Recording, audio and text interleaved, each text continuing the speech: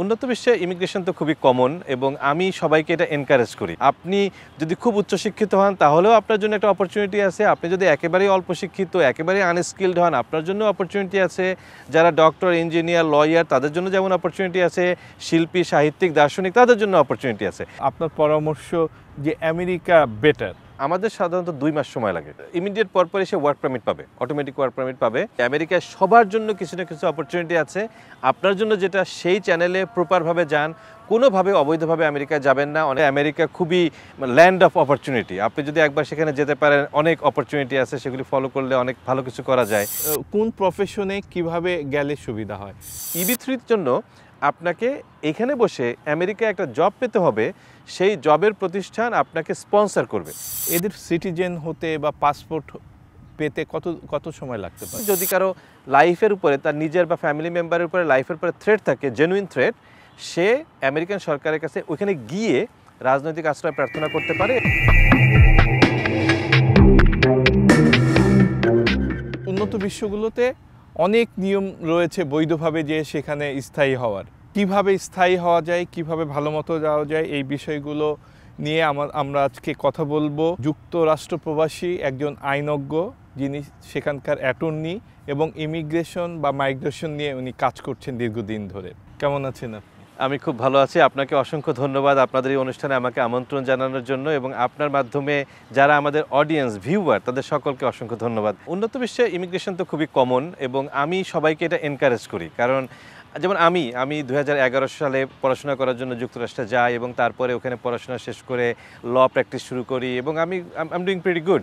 কাজেই আমার কাছে মনে হয় যে উন্নত বিশ্ব, বিশেষ করে ইউরোপ, আমেরিকা, আরও স্পেসিফিকভাবে বললে আমেরিকা খুবই ল্যান্ড অফ অপরচুনিটি। আপনি যদি একবার সেখানে যেতে পারেন, অনেক অপরচুনিটি আছে, সেগুলি ফলো করলে অনেক ভালো কিছু করা যায়। কাজে আমি সবাইকে এটা অনুপ্রেরণা দেই, অনুরোধ করি তারা যদি ইচ্ছা থাকে যেতে পারে। আর আমেরিকান ইমিগ্রেশনের সবচেয়ে ইম্পর্টেন্ট একটা বিষয় হলো যে আমেরিকান ইমিগ্রেশন সিস্টেমটা এমনভাবে ডিজাইন করা যে আপনি যে ব্যাকগ্রাউন্ডেরই হন, আপনি যদি খুব উচ্চশিক্ষিত হন তাহলেও আপনার জন্য একটা অপরচুনিটি আছে। আপনি যদি একেবারেই অল্প শিক্ষিত, একেবারেই আনস্কিলড হন, আপনার জন্য অপরচুনিটি আছে। যারা ডক্টর, ইঞ্জিনিয়ার, লয়ার তাদের জন্য যেমন অপরচুনিটি আছে, শিল্পী, সাহিত্যিক, দার্শনিক তাদের জন্য অপরচুনিটি আছে। ফলে অপরচুনিটি সবার জন্য আছে। প্রশ্ন হলো কার জন্য কোন চ্যানেল, কার জন্য কোন ক্যাটাগরি, সেইটা জেনে সেই ক্যাটাগরির যে রিকোয়ারমেন্ট সেটা ফুলফিল করে আপনি আবেদন করলে আপনার ইমিগ্রেশনের সুযোগ আছে। কারা এই আওতায় পড়বেন? ধন্যবাদ। EB-1টা হলো মূলত সেলিব্রিটিদের জন্য। এখন সেলিব্রিটি বলতে ট্রেডিশনাল অর্থে মিন করে শুধু নায়ক, নায়িকা, গায়ক, গায়িকা, কিন্তু EB-1-এর সেলিব্রিটি আসলে যে কেউ হতে পারে। যেমন ধরেন আপনি একজন খুব ভালো খেলোয়াড়, আপনিও EB-1-এর সেলিব্রিটি। আপনি হয়তো একজন খুব বড় দার্শনিক, আপনি হয়তো একজন খুব ভালো প্রফেসর, আপনি হয়তো একজন ইঞ্জিনিয়ার কিন্তু সেলিব্রিটি ইঞ্জিনিয়ার, আপনি কোনো একটা এক্সট্রাঅর্ডিনারি অ্যাবিলিটি আছে, আপনি একজন খুব ভালো ব্রডকাস্ট জার্নালিস্ট, আপনি একজন খুব ভালো এডিটর, আপনি একজন খুব ভালো ক্যামেরা পার্সন, আপনি একজন খুব ভালো মেকআপ আর্টিস্ট, আপনিও কিন্তু সেলিব্রিটি। EB-1-এর জন্য 10টা ক্রাইটেরিয়া আছে। আমি ক্রাইটেরিয়াগুলি সংক্ষেপে একটা একটা করে বলি। এই 10টা ক্রাইটেরিয়ার ভিতরে যদি আপনি 3টা মিট করতে পারেন তাহলে আপনি EB-1-এর জন্য কোয়ালিফাই করবেন। কিন্তু আমি সাধারণত বলি যে অ্যাটলিস্ট যদি 5টা মিট করতে পারেন তাহলে আপনার কেসটা স্ট্রং হয়। তো এই 10টা ক্রাইটেরিয়া হলো, 1 নম্বর হলো একটা অ্যাওয়ার্ড থাকতে হবে। ধরেন আমি একটা এক্সাম্পল দিই যে আপনি একজন ব্রডকাস্ট জার্নালিস্ট, ব্রডকাস্ট জার্নালিজমের উপরে আপনার একটা অ্যাওয়ার্ড আছে, বেস্ট জার্নালিজম অ্যাওয়ার্ড, এবং এইটা একটা কম্পিটিটিভ অ্যাওয়ার্ড হইতে হবে, এটা কোনো সম্মানসূচক অ্যাওয়ার্ড হলে হবে না।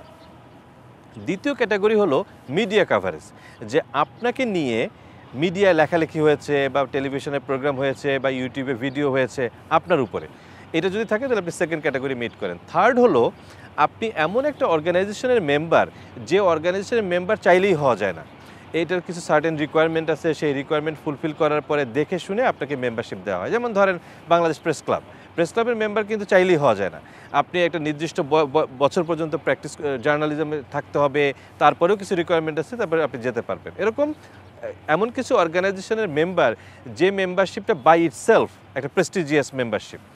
এরপরে ধরেন এই ব্রডকাস্ট জার্নালিজম রিলেটেড কোনো একটা কম্পিটিশনে আপনাকে জাজ হিসেবে ইনভাইট করা হয়েছিল, আপনি জুরি হিসেবে দায়িত্ব পালন করেছিলেন, এইটা একটা ক্যাটাগরি।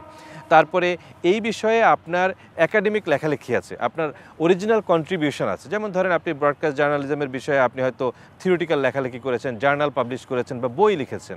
ধরেন আপনি পাওয়ার অ্যান্ড এনার্জি সেক্টরের একজন জার্নালিস্ট, পাওয়ার অ্যান্ড এনার্জি জার্নালিজমের পর আপনি একটা বই লিখেছেন এবং একটা পিয়ার রিভিউড বই, যে এ বিষয়ে যারা এক্সপার্ট তারা রিভিউ করেছে পাবলিকেশনের আগে। তারপরে ধরেন আপনার যে জার্নালিস্টিক যে ওয়ার্কটা সেটা কোনো একটা মেজর জায়গায় ডিসপ্লে হয়েছে। ধরেন বাংলাদেশের কোনো বড় টেলিভিশন বা পত্রিকা বা ধরেন আল জাজিরা, বিবিসি বা সিএনএন, এখানে আপনার জার্নালিস্টিক যে ওয়ার্কটা সেটা ডিসপ্লে হয়েছে, বা আপনি হয়তো ওয়াশিংটন পোস্টে বা নিউ ইয়র্ক টাইমসে আপনি একটা আর্টিকেল লিখেছেন, এরকম আর কি বড় অ্যাচিভমেন্ট আছে।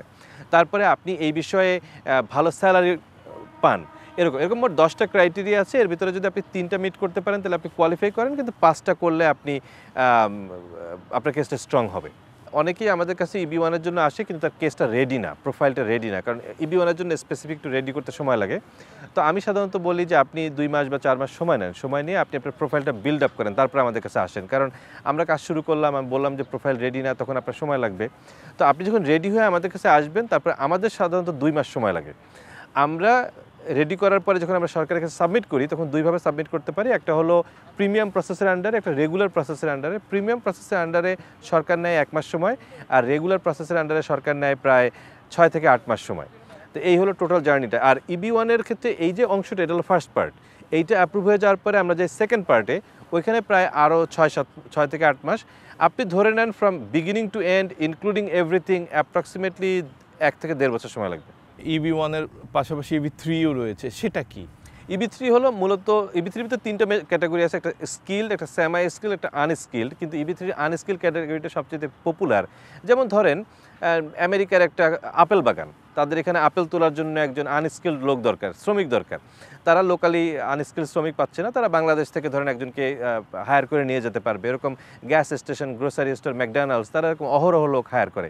ইবি থ্রির আন্ডারে মূলত এই আনস্কিল্ড লোকজন আমেরিকায় যায়। এই ওয়ার্ক পারমিট বা গ্রিন কার্ড পেয়ে যারা যাচ্ছেন, যে ভিসাগুলো বললেন, এদের সিটিজেন হতে বা পাসপোর্ট পেতে কত সময় লাগতে পারে? গ্রিন কার্ড পাওয়ার পরে 5 বছর পরে আপনি এলিজিবল হবেন অ্যাপ্লিকেশন করার জন্য। তারপরে প্রায় 1 বছর লাগে প্রসেসটা শেষ হতে। ধরে রাখেন গ্রিন কার্ড পাওয়ার 6 বছরের মাথায় আপনি সিটিজেন হবেন এবং পাসপোর্টটা হাতে পাবেন। ওয়ার্ক পারমিট সহ যে ভিসা, এটা হলো ইভি থ্রি। আর এই ইভি থ্রির যাওয়া আসা সব দিয়ে খরচ কেমন? আর আপনি যদি ইভি ওয়ানেরও তো একটি প্রসেসের খরচ রয়েছে, এই খরচ সম্পর্কে যদি আমাদের একটু ধারণা দেন। ধন্যবাদ। খরচগুলি ডিপেন্ড করে, এই যে ক্যাটাগরি টু ক্যাটাগরি ডিপেন্ড করে। একটা খরচ আছে সরকারি অ্যাপ্লিকেশন ফি, আবার লয়ারদের ফি আলাদা, এক এক লয়ারের ফি এক এক রকম। তো যদি কেউ খরচ সম্পর্কে আইডিয়া পেতে চায়, আমাদের ওয়েবসাইটে কিন্তু আমাদের প্রত্যেকটা ক্যাটাগরির আমাদের ফি কত, সরকারি অ্যাপ্লিকেশন ফি কত, অন্যান্য খরচ কত, ডিটেলস আমাদের লেখা আছে। আমাদের ওয়েবসাইট হলো www.rajulaw.com, RAJULAW.com। তারপর আমি একটু ওভারঅল আইডিয়া দিই। যেমন ধরেন ইবি ওয়ানের ক্ষেত্রে ফার্স্ট পার্ট যেটা, ওখানে আমাদের ফি হলো $7,000, আর সরকারি অ্যাপ্লিকেশন ফি $1,000, আর এর বাইরে প্রিমিয়াম প্রসেস করতে গেলে আরও $2,800 অ্যাডিশনাল। আবার ইবি থ্রি যেটা কথা বলেন, ইবি থ্রির সবচেয়ে ট্রিকি পার্ট হলো একটা জব জোগাড় করতে হয়। ইবি ওয়ানে কিন্তু আপনাকে জব পেতে হবে না, আপনি নিজে নিজে আবেদন করে চলে যেতে পারবেন। ইবি থ্রির জন্য আপনাকে এখানে বসে আমেরিকায় একটা জব পেতে হবে, সেই জবের প্রতিষ্ঠান আপনাকে স্পন্সর করবে। এখন আপনি বলতে পারেন যে ভাই, আমি বাংলাদেশে বসে আমেরিকায় কীভাবে জব পাবো? এটা 2টা ওয়ে আছে। এক হলো, আমেরিকায় কিন্তু প্রচুর বাংলাদেশি বিজনেস আছে। ধরেন gas station, grocery store, restaurant সব অনেক ধরনের ব্যবসা আছে, অনেক প্রচুর ইঞ্জিনিয়ারিং কনস্ট্রাকশন কোম্পানি আছে। সেখানে আপনি হয়তো এখান থেকে যোগাযোগ করতে পারেন, করে বলতে পারেন যে ভাই, আপনার প্রতিষ্ঠানে কি আমাকে হায়ার করবেন নাকি?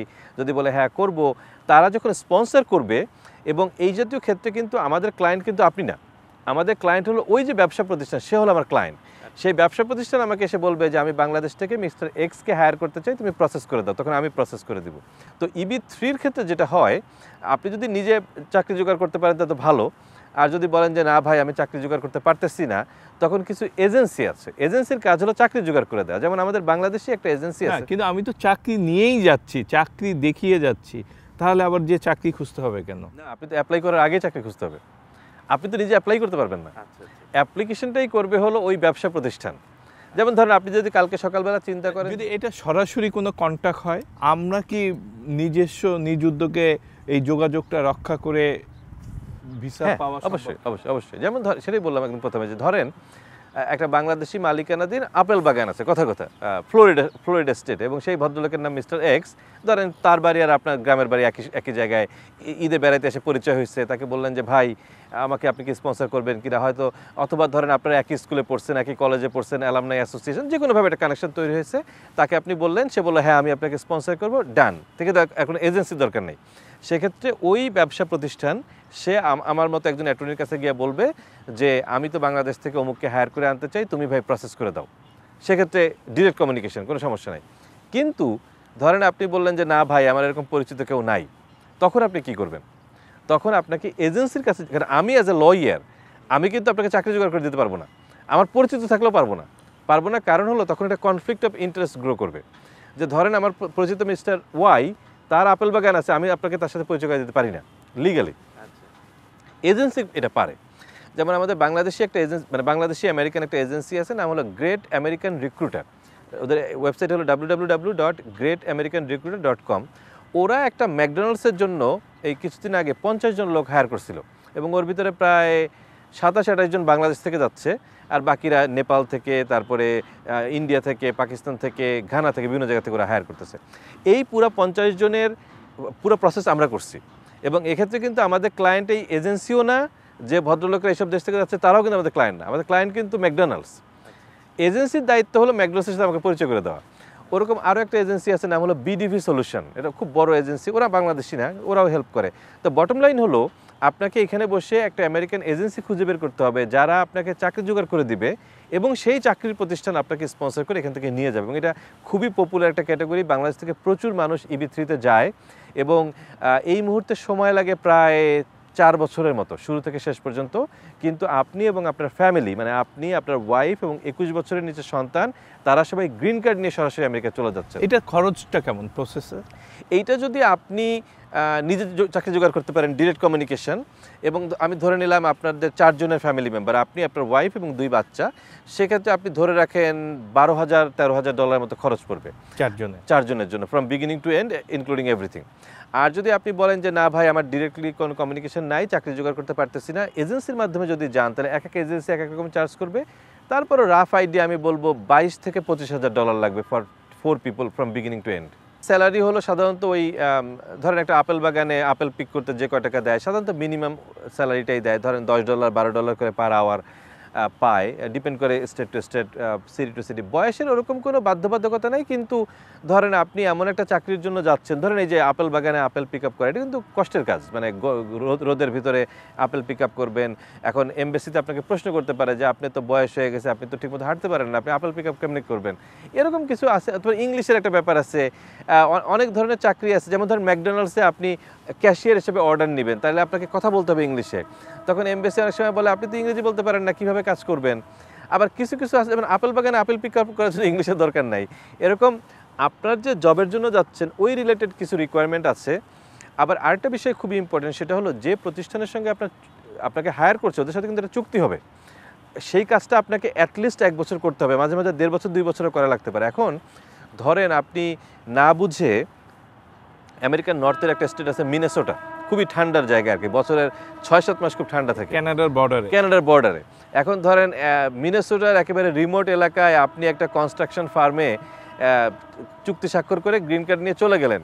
এখন গিয়ে ওই ঠান্ডায় কিন্তু আপনাকে 1-1.5 বছর চাকরি করতে হবে। তো অনেকে আছে এটা জানে না, বুঝে না। তো এই জন্য এজেন্সিগুলিকে আবার এই আমেরিকান সরকার ইনস্ট্রাকশন দিয়ে দিয়েছে যে তোমরা যখন এটা হায়ার করবা, কি চাকরির জন্য যাচ্ছে, কি কাজ করবে, তারা যাতে জেনে বুঝে যায়, তা নাহলে কিন্তু তোমাদেরকে পরে ধরবো। কাজেই EB3-র ক্ষেত্রে এটা একটা বড় চ্যালেঞ্জ। অনেকে না বুঝে, না শুনে, বরং জেনে বুঝে মনে করো পরে দেখা যাবে কিছু একটা হবে, কিন্তু সব কিছু কিন্তু পরে দেখা যায় না আর কি। এক চাকরি নিয়ে আমি গ্রিন কার্ড নিয়ে গেলাম, যাওয়ার পর যদি সে চাকরি না করে আর এক চাকরি করি, সেটা সম্ভব কি না? এটা সম্ভব যদি আপনার এমপ্লয়ার ওকে থাকে, কিন্তু এমপ্লয়ারের সাধারণত ওকে থাকে না, কারণ তারা আপনাকে এত কষ্ট করে নিয়ে যাচ্ছে, আপনি সেখানে কাজ করবেন এই জন্য। তো অনেক এমপ্লয়ার আছে একটু ফ্লেক্সিবল, বিশেষ করে আপনি যদি অসুস্থ হয়ে পড়েন, আপনি মানে দেখা গেলো আপনি এত ঠান্ডায় এমনিতে অসুস্থ হয়ে পড়ছেন, কাজই করতে পারতেছেন না, তখন এমপ্লয়ার বললো ভাই তোমার আসার দরকার নেই, কারণ আপনি যদি ওর কাজের স্পটে বসে মারা যান বা কোনো ক্ষতি, ওরারও উল্টা খুব বেশি ড্যামেজ দিতে হবে। অনেক সময় এমপ্লয়াররা রাজি হয়, বাট ইন জেনারেল আপনাকে ওই চুক্তির মেয়াদটা শেষ করতে হবে।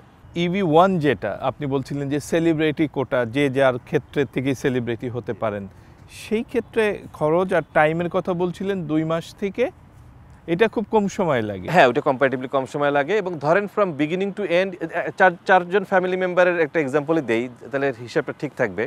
ধরেন হাজব্যান্ড ওয়াইফ, ছেলে মেয়ে 4 জন, EB1 from beginning to end approximately 2 বছর ইনক্লুডিং এভরিথিং, আর খরচ হবে ধরেন এরকম $10-12,000। চাকরির ব্যবস্থাটা কি হবে? কারণ সে এইখানে সেলিব্রিটি, আমেরিকায় তো সেলিব্রিটি নন, তাহলে সেই ক্ষেত্রে তার সেখানকার চাকরি, এইটা ওই অ্যাপ্লিকেশনে একটা লিখতে হয় লিখতে হয় যে সে ওখানে গিয়ে কী করবে। সাধারণত বলতে হয় যে এখানে যেটা করে সেটাই করবে। ধরেন এখানে সে হয়তো খুব নামকরা গায়ক, সে বলবে আমি আমেরিকায় গিয়ে গান গাবো, এবং তাকে এটাও বলতে হয় যে সে কী গান গাবে, যে গান গাইলে আমেরিকার লাভ হবে। দিন শেষে আমাদেরকে দেখাইতে হবে আমেরিকার লাভ হবে। তো সাধারণত আমরা সাজেস্ট করি যে সে হয়তো ওইখানে গিয়ে বাংলা এবং আমেরিকানদের একটা ফিউশন করবে, ফোক গান গাবে, কিছু একটা করবে যাতে আমেরিকার লাভ হয়। কিন্তু এগুলি তো থিওরিটিক্যাল কথাবার্তা, রিয়েল লাইফে ওখানে গিয়ে তো আপনাকে কিছু করতে হবে। এই EB1-এর ক্ষেত্রে চাকরিটার কোনো স্পেসিফিক রিকোয়ারমেন্ট নাই, আপনি গিয়ে যেটা ভালো লাগে সেটাই করবেন আর কি। চলার জন্য যে খরচ, এটা ইনকাম করা খুবই সহজ। একটা কথার কথা বলি, একেবারে সবচেয়ে ইজি হলো উবার চালানো। আপনি যদি ওখানে গিয়ে উবারের ড্রাইভার হন, আপনি খুব ইজিলি পার ডে $300-400 ইনকাম করতে পারবেন। তার মানে মাসে প্রায় আপনি ধরেন কত $10-12,000 ইজিলি বা আরও বেশি ইনকাম করা যায়। কিন্তু এটা তো আর খুব না অনারেবল কোনো কাজ না। অনারেবল কাজ করতে গেলে আপনাকে এটা ডিপেন্ড করে পার্সন টু পার্সন। আমি এরকম মানুষ দেখছি যে ওখানে গিয়ে ভালো জব করতেছে, ভালো কাজ করতেছে, তার ভালো জব করে। আবার অনেকে আছে ভালো কিছু পায় না, করে না, তারা উবার চালায় বা অড জব করে। পার্সন টু পার্সন ভ্যারি করে। আমাদের দেশে ক্ষমতার পালাবদল হলে মানে আগের ক্ষমতাসীন যারা, তারা দেশ ছাড়ার একটা হিড়িক উঠে বিভিন্নভাবে তারা আমেরিকায় বিশেষ করে যাওয়ার চেষ্টা করেন প্রথমত, তারপর সেটা না হলে অন্যান্য জায়গায়। তো এই যে পলিটিক্যাল বিষয়গুলো, সেখানে আমরা শুনি যে ওইখানে যে আমি যদি এখানে রাজনীতি করি, সেখানে যে পলিটিক্যাল অ্যাসাইলাম চাইলেই পেয়ে গেলাম, এই বিষয়টা নিয়ে যদি একটু বলেন। আচ্ছা, এইটা একটা ট্রিকি একটা বিষয়। কেন ট্রিকি বিষয় সেটা আপনাকে একটু প্রথমে বলি। সেটা হলো অ্যাসাইলামের থিওরিটিক্যাল জায়গা থেকে একটু আলোচনা করি যে পৃথিবীর যে কোনো প্রান্তে যদি কারো লাইফের উপরে থ্রেট থাকে, সে আমেরিকায় গিয়ে রাজনৈতিক আশ্রয় চাইতে পারে, এবং তাকে এস্টাবলিশ করতে হবে যে তার লাইফের উপরে, তার বা তার ইমিডিয়েট ফ্যামিলি মেম্বারের উপর লাইফের উপরে থ্রেট। তারপরে আমেরিকান বিচার ব্যবস্থা এটা যাচাই বাছাই করবে, যাচাই বাছাই করে দেখবে যদি সে আসলেই কোয়ালিফাইড হয়, আসলেই তার লাইফের উপরে থ্রেট হয়, তাহলে আমেরিকান সরকার তাকে রাজনৈতিক আশ্রয় দিবে।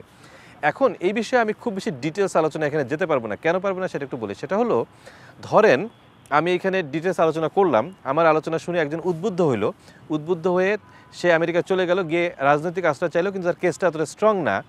তখন আমি একটা হিউম্যান ট্রাফিকার হিসেবে ভূমিকা রাখছি বলে মনে হবে আর কি, যে আমার কথা শুনে একজন মানুষ আমেরিকায় গিয়ে রাজনৈতিক আশ্রয় চেয়েছে। এই জন্য আমি সাধারণত যেটা করি, অ্যাসাইলাম নিয়ে কথা বলি শুধু তাদের সঙ্গেই যারা অলরেডি আমেরিকার ভিতরে আছে, এবং আমি আমেরিকার ভিতরে আছি, তখন তাদেরকে অ্যাসাইলাম নিয়ে কথা বলি। আমেরিকার বাইরে গিয়ে সাধারণত আমি অ্যাসাইলাম নিয়ে কথা বলি না।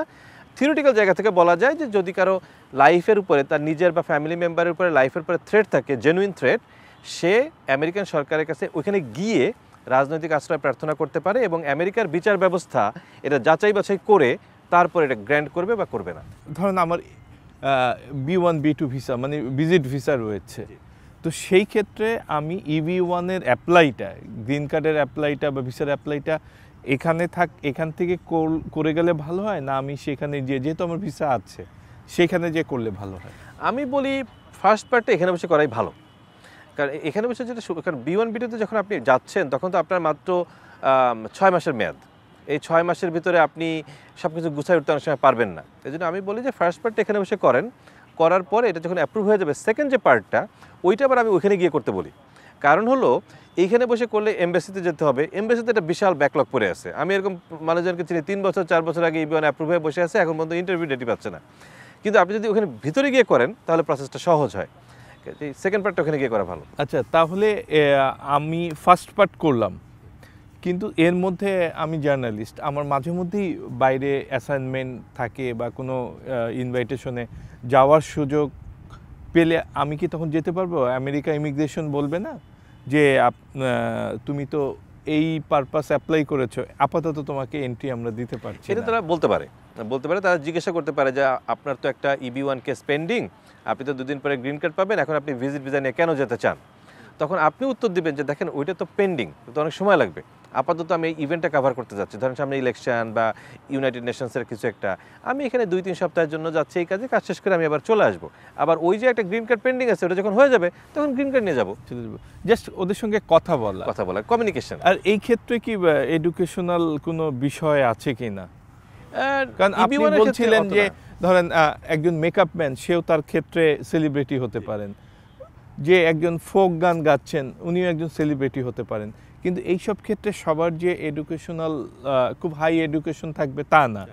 সেই ক্ষেত্রে এইসব EB1-এ এডুকেশনের বাধ্যবাধকতাটা কত? তেমন বাধ্যবাধকতা নাই, কিন্তু ওই যে শেষে আবার বলতে হয় তো যে আমি ওখানে গিয়ে এই কাজ করব, এই কাজ করে এই বেনিফিট হবে, আমেরিকার লাভ হবে। এখন আপনি যদি একেবারে ইংরেজি না জানেন বা কমিউনিকেট করতে না পারেন, তাহলে আপনি ওখানে গিয়ে কীভাবে কাজ করবেন? সেজন্য বলি একটু basic education, basic English skill, but ওটা মেজর রিকোয়ারমেন্ট না। আপনাকে যে খুব উচ্চশিক্ষিত হতে হবে এমন কোনো কথা নেই।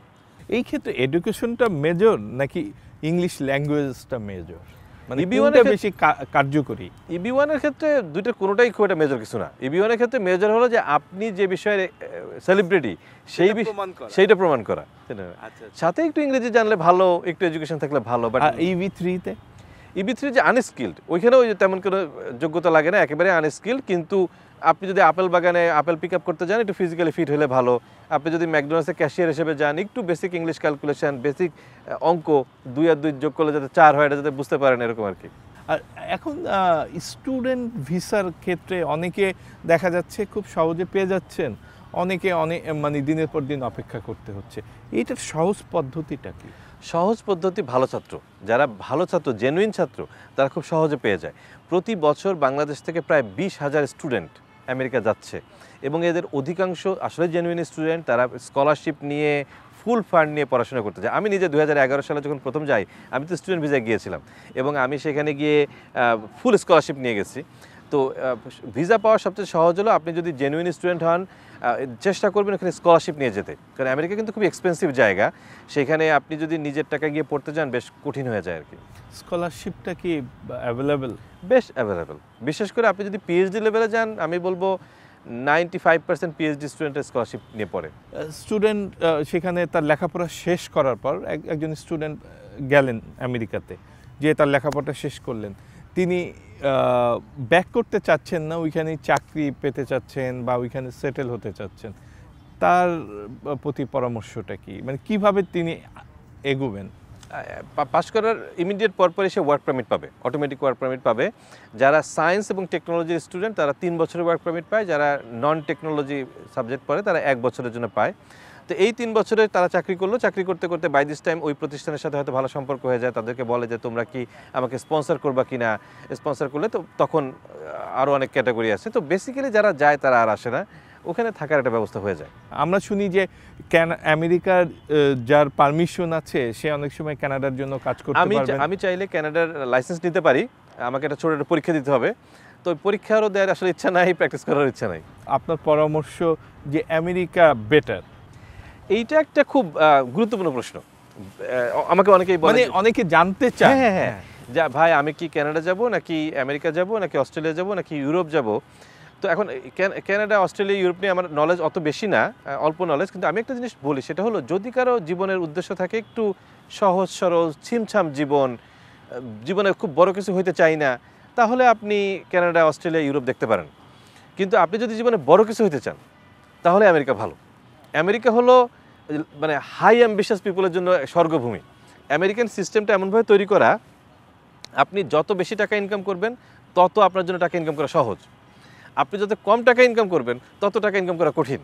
ফলে আমি একটা এক্সাম্পল দিচ্ছি, ধরেন আপনি যদি বছরে $2 লাখ ইনকাম করেন, তখন দেখবেন যে এখান থেকে 3 লাখ ইনকাম করা সহজ। কিন্তু যে ভদ্রলোক বছরে 30,000 ইনকাম করে, তার জন্য 50,000 ইনকাম করা আর বেশি কঠিন। সিস্টেমটা এভাবে ডেভেলপ করে রাখছে যাতে আপনি বেশি কাজ করেন, বেশি ইনকাম করেন, বেশি পরিশ্রম করবেন, এতে আপনার নিজেরও লাভ, দেশেরও লাভ। এই কারণে যারা হাই অ্যাম্বিশাস, অনেক কাজ করতে চায়, অনেক বড় কিছু হতে চায়, তাদের জন্য আমেরিকা ভালো। EB1, B1, B2 এইখানে তো আপনার ভিসা হয়তো বা 5 বছর দিল, কিন্তু আপনি কিন্তু 5 বছর থাকতে পারছেন না। আপনাকে অনেককে 180 ডেজ দিচ্ছে, হয়তো বা অনেক সময় শুনেছি 90 ডেজও দেয়। জি। তো সেই ক্ষেত্রে যদি কোনো কারণে একটু ওভারস্টে হয়, তাহলে প্রবলেমটা কি হয় ভবিষ্যতে? বিশাল প্রবলেম হয়। কোনোভাবেই ওভারস্টে হওয়া যাবে না, এইটা একেবারে বিগ রুল। সবাইকে আমি এটা ফলো করতে বলি। একবার আউট অফ স্ট্যাটাস হয়ে গেলে, ওভারস্টে হয়ে গেলে আপনার নামের পিছনে একটা বিশাল রেড মার্ক পড়ে যাবে এবং এইটা ওভারকাম করা বেশ কঠিন। এটা কোনোভাবে হওয়া যাবে না। আপনাকে যে কয়দিনের জন্য এন্ট্রি দিয়েছে আপনি ওই কয়দিন বা তার চেয়ে কম থাকবেন। কোনো কারণে যদি বাড়ান লাগে, এক্সটেনশনের উপায় আছে, এক্সটেনশনের জন্য আবেদন করতে হবে, ভ্যালিড গ্রাউন্ড দেখাইতে হবে, এক্সটেনশন করবেন, কিন্তু কোনোভাবে এক্সটেনশন ছাড়া আউট অফ স্ট্যাটাস হওয়া যাবে না।